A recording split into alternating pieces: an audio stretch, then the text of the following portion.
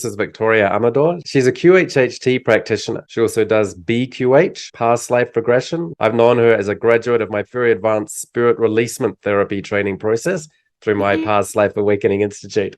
What really resonated with you? When I started doing QHHT, the first week, she goes into her session and we make it to a point where there is an angel that comes through, and it was a beautiful feeling. Like, I remember feeling that feeling of this angel. And the angel tells me through her, there is an entity that needs to be removed that was causing issues since age 18. And she told me her story. She was dealing with panic attacks since age 18. She was hospitalized twice. And she's been dealing with these panic attacks and depression since that age. She's 35 at that point. So for 17 years, she's been dealing with this. The client didn't know that I had any ways of helping her besides quantum healing. And the only reason why she did it is because her mother made her do it. So she didn't even want to do the session. And the angel says, there is an entity and you have to help her release. So I'm thinking immediately, now I got to go into my shamanic stuff to help release this thing. And the entity eventually was released. I mean, if I tell you the whole story, it sounds like a movie, but the entity gets released. 4 months later, she sends me an email to tell me that she's off medication. She basically is happy and dating, that she hasn't been dating for all these years. And I'm like, what? So this really worked. And in the second week, there was another gentleman that also had a spirit attachment, and we dealt with it. I continued the whole process, but I wasn't thinking it really worked until that woman reached out to tell me that it worked. That's when I really believe. I'm like, oh my God, there is something here. There is a way to do the release without having to go into a trance style shamanic practice to release these entities.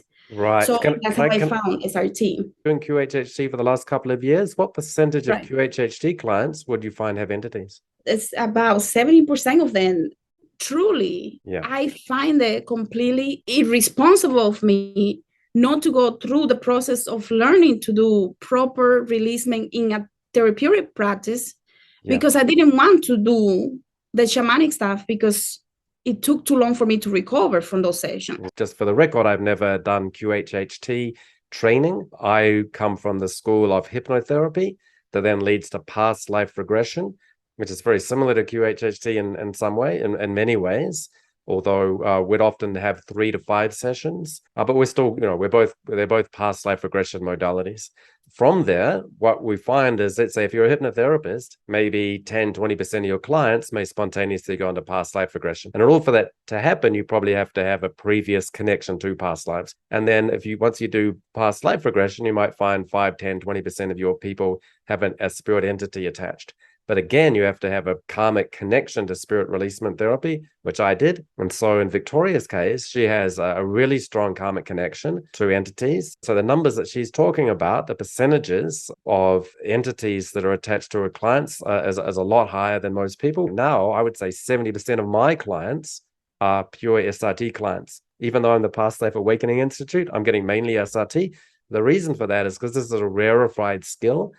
And so if you're a QHHT person or a hypnotherapist thinking, well, I barely get past life, SRT sounds, just a tiny fraction of anything. We really see what we're able to see or ready to see, and in that case where you've got the woman who came for a QHHT session, but she was guided by her mother, but also by her spirit guides to you specifically. She could have chosen many people, but they're drawn to you because you have that unique set of skills.